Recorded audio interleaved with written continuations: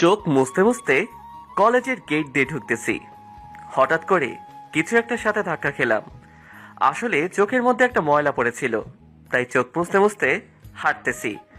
চোখ খুলে দেখি একটা মেয়ে আমার সাথে ধাক্কা খেয়ে পড়ে যায়, আর উঠেই ঠাস ঠাস দুইটা চড় বসিয়ে দেয়।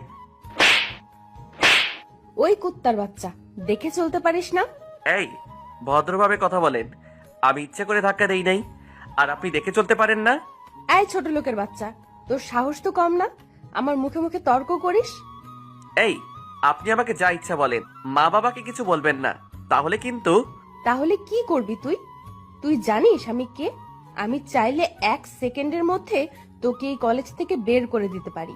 মেয়েটার কথা শুনে মুহূর্তেই রাগ উঠে গেল। মনে মনে ভাবলাম, আমি যদি একবার আমার আগের রূপ দেখাই তাহলে বুঝবি আমি কি জিনিস।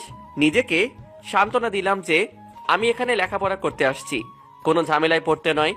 আমার চুপ করে থাকা দেখে মেয়েটা আরো কয়েকটা গালি আর কিছু হুমকি দিয়ে চলে গেল। চারপাশে কিছু স্টুডেন্ট দাঁড়িয়ে দাঁড়িয়ে তামাশা দেখতেছিল। একজন বলল, ভাই, নিজের পায়ে নিজেই কুড়াল দিয়েছো? মানে? মেয়েটাকে চেনো? না। কলেজে আজ নতুন মনে হয়। ট্রান্সফার নিয়ে আসছি, 3য় সেমিস্টার। ও আচ্ছা, সেই জন্যই তো। মেয়েটার বাবা এই কলেজের সভাপতি, অনেক ক্ষমতাবান ব্যক্তি, এক নামে সবাই চেনে। মেয়েটা বাবার ভয় দেখিয়ে যা ইচ্ছা তাই করে, ওর সাথে কেউ টক্কা দিয়ে পারে না। ছেলেটার কথা শুনে আমি হাসতেছি। তারপর ছেলেটা বলল, কি ব্যাপার, হাসছো কেন? না এমনি। আচ্ছা যাই ভাইয়া, পরে কথা হবে। এরপর ক্লাসের দিকে হাঁটা দিলাম। চলেন এবার আপনাদের পরিচয়টা দিয়ে দেই। আমি জুয়েল, ডিপ্লোমা ইঞ্জিনিয়ারিং এ পড়তেছি। আপাতত আমার কেউই নাই, এক ধরনের এতিম। আবার এটা ভাববেন না যে আমার বাবা মা নেই, সবাই আছে, কিন্তু আমাকে বাসা থেকে বের করে দিছে।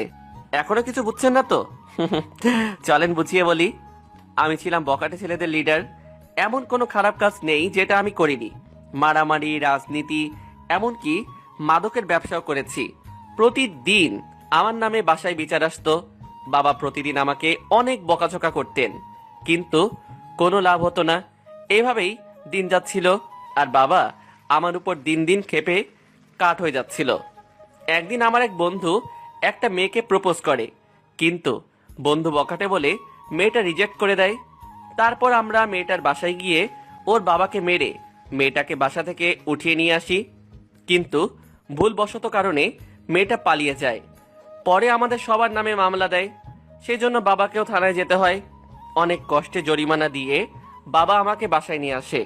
এরপর সবার সামনে ডান গালে একটা চর বসিয়ে দিয়ে বলে, তোর মতো ছেলের দরকার নেই, আজ থেকে তুই এই বাসায় থাকতে পারবি না। আমি মনে করব আমাদের কোনো সন্তান ছিল না।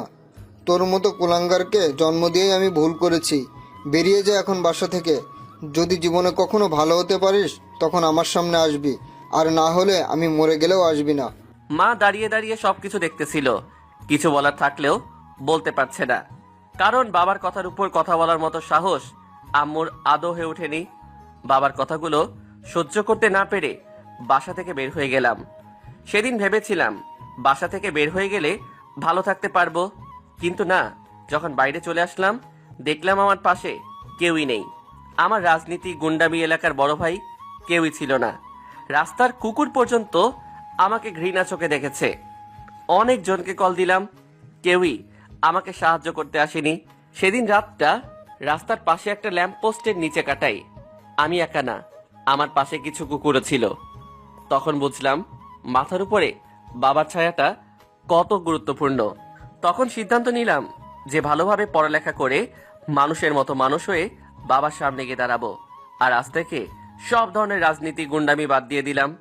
সাধারণভাবে চলবো, কোনো দিন বিপদে পড়লেও আর এই লাইনে আসবো না।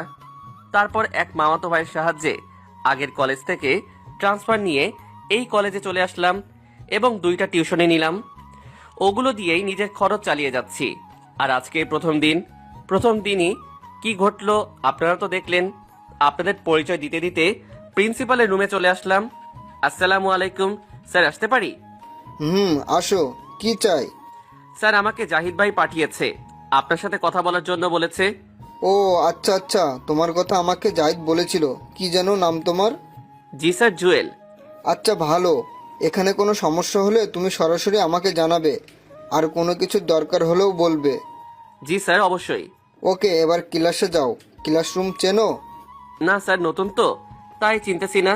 সমস্যা নেই, 3 তলার শেষের রুম। আর আমি অন্যান্য স্যারদেরকে বলে দিব তোমার কথা। সবার সাথে পরিচয় হয়ে নিও। যাও, ভালো করে পড়ালেখা করো। ধন্যবাদ স্যার। আসসালামু আলাইকুম। তারপর অফিস থেকে বের হয়ে ক্লাসে গেলাম। সবাই অনেক চিল্লাচিল্লি করতেছিল। আমাকে দেখে সবাই ভূত দেখার মতো স্তব্ধ হয়ে গেল। আসলে হওয়ারই কথা, ওরা এতদিন ধরে ক্লাস করছে, আমাকে তো এর আগে দেখেনি। আমি গিয়ে পেছনের একটা টেবিলে গিয়ে বসলাম। আমার পাশের জন আমাকে জায়গা দিয়ে সরে বসে গেল। এরপর মোবাইল টিপতেছে। আমিও কোনো কথা না বলে মাথা নিচু করে বসে আছি। বাম পাশে তাকিয়ে দেখি ওই মেয়েটা যার সাথে একটু আগে আমার কথা কাটাকাটি হয়েছে, তার মানে মেয়েটার আমার সাথেই পড়ে। দুরশালা, যেখানে বাঘের ভয় সেখানেই সন্ধ্যা হয়। খেয়াল করে দেখলাম আমার দিকে রাগী দৃষ্টিতে তাকিয়ে আছে। একটু পর স্যার আসলো, সবাই উঠে দাঁড়ালো। আমি উঠলাম। স্যার আমাকে উদ্দেশ্য করে বলল, এই তুমি জুয়েল?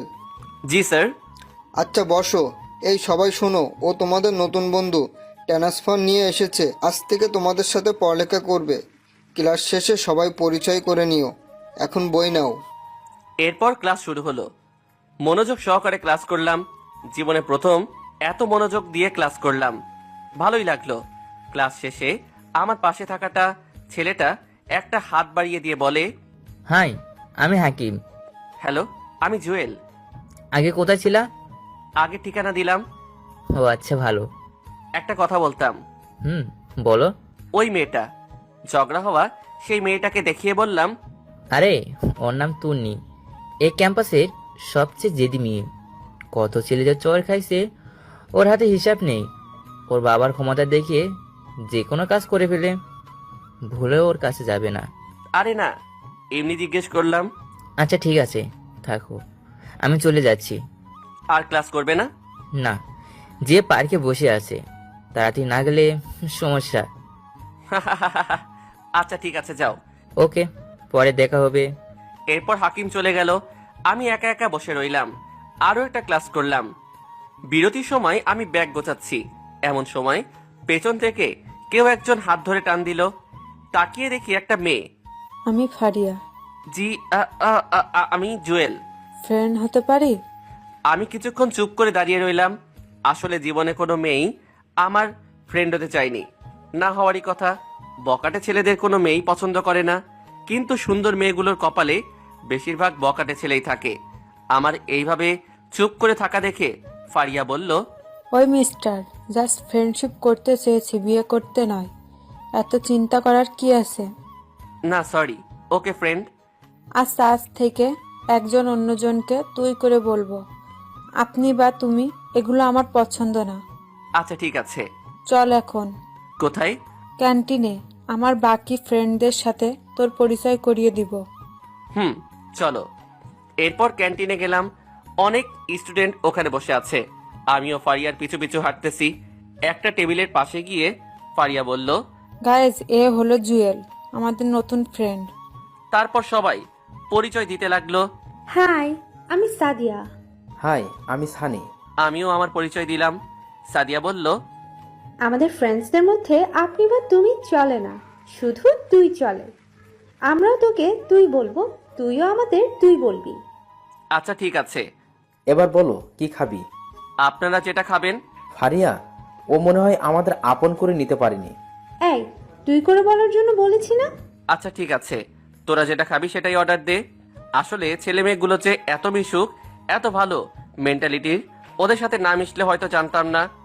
একদিনেই এত আপন করে নিল আমাকে, ভাবতেই ভালো লাগছে। হঠাৎ করে দেখলাম সেই ফালতু মেয়েটা আমার দিকে আসছে, চোখ মুখ লাল হয়ে আছে। আমার কাছে এসে পাশ কেটে চলে গেল। অন্য একটা টেবিলে গিয়ে বসলো। আরো কতগুলো গুন্ডি মেয়ে ওর পাশে গিয়ে বসলো। কিছুক্ষণ ওরা নিজেরা নিজেরা কথা বলতে লাগলো। তারপর পুরো দল আমাদের কাছে আসলো। ওই কান ধর। কান ধরবে মানে? কি করছে ও? ও আমার ফ্রেন্ড ফাহিমাকে চোখ মেরেছে। আমি তো পুরো টাসকি খেয়ে গেলাম। তারপর বললাম, আপনার সমস্যা কি? শুরু থেকেই আমার পিছে লাগছেন। আমি তোর পিছে লাগছি? তোর মতো ছোট লোকের পিছে আমি লাগবো? এই তন্নি, তোর সমস্যা কি? ও আজকেই এই কলেজে আসলো,